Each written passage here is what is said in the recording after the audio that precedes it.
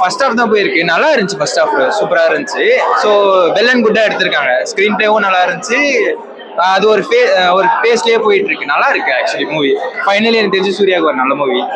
மியூசிக்லாம் சூப்பரா இருக்கு. சனாவோட மியூசிக் நல்லா இருந்துச்சு. ஆக்சுவலி ஒரு ஃபைட்டுக்கு வந்து ட்ரம்ஸ் வச்சிருப்பாங்க, மியூசிக் இருக்கும். அது நல்லா இருந்துச்சு ஆக்சுவலி. ஸோ நல்லா இருக்கு மூவி. ஃபர்ஸ்ட் ஹாஃப் முடிஞ்சிருக்கு. செகண்ட் ஹாஃப் ஆரம்பிச்சோன்னே அது எப்படி ஆக்டிங் எல்லாமே மாஸ். ஆக்சுவலி சூர்யாவுக்கு வந்து சிரிக்க கூடாது. ஆக்சுவலி அதுக்கேற்ற மாதிரி அவரோட ஆக்டிங் வந்து ஒரு சீன்ல ஒரு மிரர் சீன் இருக்கு.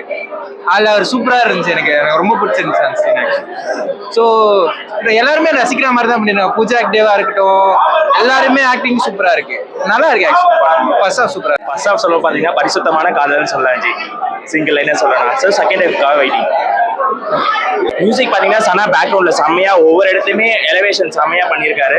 ஸோ செகண்ட் ஹாஃப்காக ஈகராக வெயிட் பண்ணுறோம். எந்த அளவுக்கு அவங்களோட பர்ஃபார்மன்ஸ் ப்ரோ செம்மையா இருந்தது. படம் சூப்பரா இருந்தது ப்ரோ.